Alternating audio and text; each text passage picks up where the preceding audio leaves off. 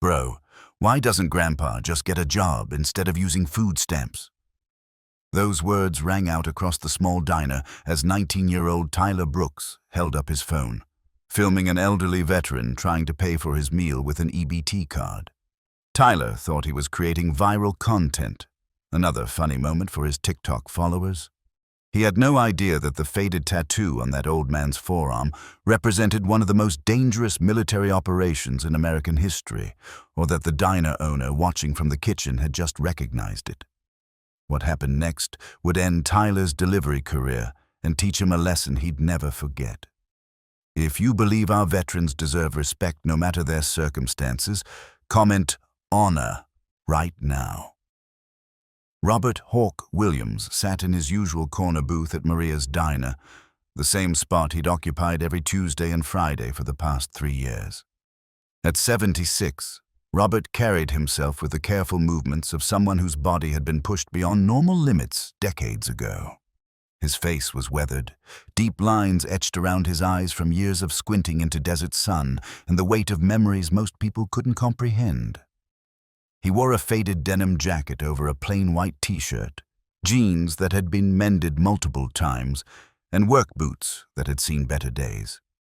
His monthly disability check from the VA barely covered rent on his efficiency apartment, utilities, and medications for the chronic pain that was a souvenir from his military service. The EBT card in his wallet wasn't something he was proud of, but it was what allowed him to eat. Robert had learned long ago to swallow his pride when it came to survival. He'd done harder things than accept government assistance. Maria's Diner was a small establishment on the east side of town, the kind of place with cracked vinyl booths, a checkerboard floor, and a menu that hadn't changed in 20 years. Maria Sanchez had inherited it from her parents and ran it with the same philosophy they had: good food, fair prices, and everyone welcome. She knew most of her regulars by name and their usual orders by heart. Robert always ordered the same thing: 2 eggs over easy, hash browns, wheat toast, and black coffee. Simple, filling, affordable, even with his limited budget. Maria had noticed Robert from his first visit, had recognized something in his bearing, the way he sat with his back to the wall and eyes on the door, the particular stillness that came from military training. Her own father had served in Vietnam, and she'd grown up understanding the signs. She'd always treated Robert with extra care, sometimes adding a little extra bacon or an extra scoop of hash browns without charging, small kindnesses she hoped helped, even if he never acknowledged them directly. Tyler Brooks burst through the diner door with the casual arrogance of someone who'd never faced real consequences for his behavior. He was picking up an order for DoorDash, one of 3 delivery apps he worked for to fund his lifestyle of gaming equipment, sneakers, and an endless scroll through social media. Tyler had 73,000 TikTok followers, most gained through pranks and social experiments that were really just him being obnoxious in public and filming people's reactions. He saw the world through his phone screen. Everything potential content, every interaction a chance for views and likes. He grabbed the takeout bag from the counter where Maria had left it, barely acknowledging her, and was heading for the door when he noticed Robert at the booth, EBT card in hand, counting out his benefits balance on a small piece of paper to make sure he had enough for his meal. Tyler's eyes lit up. This was content gold. "Yo, yo, yo," Tyler said loudly, pulling out his phone and opening his camera app. "Check this out, guys. We got a real situation here." He walked over to Robert's booth, phone held high, recording. Sir, excuse me. I gotta ask, why are you using food stamps? Like, I'm 19 and I got 3 jobs. Why don't you just, get a job?" He laughed, that particular cruel laugh of someone who thought poverty was a personal failing rather than a complex social issue. Robert looked up slowly, his expression unreadable. He'd faced worse than this. Enemy fire, torture during a botched extraction, the nightmares that still came 40 years later. A stupid kid with a phone was nothing. "I'm disabled, son. I worked plenty in my life." Tyler snorted. "Disabled? You look fine to me. I see these dudes all the time playing the system. My followers need to see this. Say hi to the camera, Grandpa." He moved the phone closer to Robert's face. The few other customers in the diner had gone quiet, some uncomfortable, others pulling out their own phones to record what they sensed was about to become a viral moment. Tyler was in his element, performing for an invisible audience. "This is what's wrong with America, people. Old dudes just taking handouts instead of working. Meanwhile, I'm out here grinding, picking up orders, making my own money, but sure, let's give this guy free food." Robert's jaw tightened, almost imperceptibly, but he said nothing. Years of discipline kept his response measured.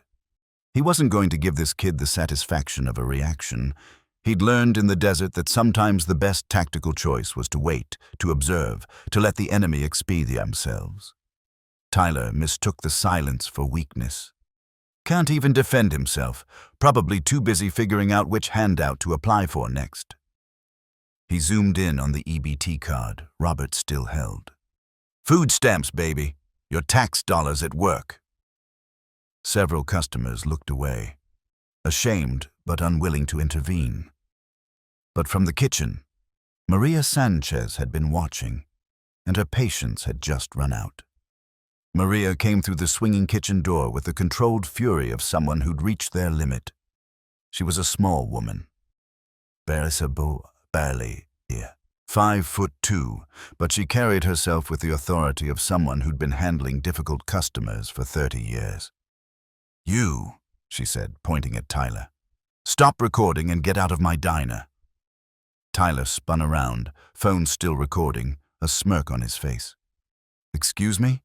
I'm picking up an order. I'm a customer. I got rights." Maria crossed her arms. "That order? Consider it cancelled. You're banned. Permanently. Get out." Tyler's smirk widened. "For what? Asking questions? This is still America, last I checked. Free speech and all that." But Maria wasn't looking at him anymore. She was looking at Robert, specifically at his forearm, where his jacket sleeve had ridden up when he'd reached for his coffee. There, faded but still visible, was a tattoo. A screaming eagle with spread wings, the distinctive insignia of the 101st Airborne Division. And below it, in smaller letters that most people wouldn't notice, the words "Op Eagle Claw." Maria's breath caught. Her father had told her about Eagle Claw. Every veteran knew about Eagle Claw. "Mr. Williams," Maria said, her voice suddenly soft, reverential. "Your tattoo. The screaming eagle. And below it, Operation Eagle Claw. You were there?" Robert's eyes met hers, and for the first time since Tyler had started his harassment, emotion flickered across his face. Surprise, and something else, the complex feeling that came with being recognized for something you'd tried to forget. He nodded slowly. Tyler, sensing he was losing control of the situation, tried to interject. "What, some old tattoo? Who cares? Can we get back to the fact that—" But Maria whirled on him with such intensity that he actually took a step back. "Shut your mouth. You have no idea what you're doing, no idea who you're disrespecting." She turned back to the diner, raising her voice so everyone could hear. This man was part of Operation Eagle Claw, the 1980 Iran hostage rescue mission. He was one of the soldiers who volunteered to fly into hostile territory to save American hostages when no one else had a solution. Does anyone here know what that means? The diner was completely silent now. An older man in a Vietnam veteran's cap stood up from his booth. Eagle Claw was the failed rescue mission. Desert 1. Maria nodded. Yes. Failed because of equipment malfunction and a sandstorm, not because of anything the soldiers did wrong. 8 American servicemen died that night when helicopters collided during the abort procedure. This man survived it. He lived through one of the most dangerous, complex military operations ever attempted, and he came home to a country that called it a failure and wanted to forget it ever happened. She walked over to Robert's booth, her eyes shining with tears. "My father served in Vietnam. He told me about Eagle Claw. He said the men who volunteered for that mission were the bravest soldiers he'd ever heard of. They knew it was nearly impossible. They went anyway, for strangers, for hostages they'd never met. Because that's what soldiers do. Robert's hands were shaking now, not from age, but from the weight of memories he'd kept buried for decades. Maria turned back to Tyler, her voice dropping to something cold and hard. This man didn't just serve his country. He volunteered for a mission with almost no chance of success because American civilians needed help. He trained for months in secret. He flew into one of the most hostile environments on Earth. He watched his brothers die in that desert when everything went wrong. He came home with injuries, physical and mental, that he'll carry for the rest of his life. And when his government couldn't provide adequate care, when his VA benefits weren't enough to live on, he had to apply for food assistance just to eat. And you, she jabbed a finger at Tyler, you mocked him for it. You filmed him for your little social media followers. You reduced his sacrifice to a joke about handouts. Tyler's face had gone pale. The phone in his hand was still recording, but he'd lowered it slightly. I didn't know. Maria's laugh was bitter. That's the point. You didn't know. You didn't ask. You didn't consider for 1 second that this man might have a story, might have done things you can't imagine, might deserve your respect instead of your contempt. Robert spoke for the first time since Maria's intervention, his voice quiet but steady. Ma'am, you don't have to. But Maria shook her head. Yes, I do. Mr. Williams, you've been coming here for 3 years. You always say please and thank you. You never complain. You tip what you can, even though you don't have to. You're one of the most respectful customers I have. And this child, she gestured at Tyler, comes in here with his phone and his arrogance and treats you like garbage because you're using benefits you earned through your service and sacrifice. No, I won't be quiet.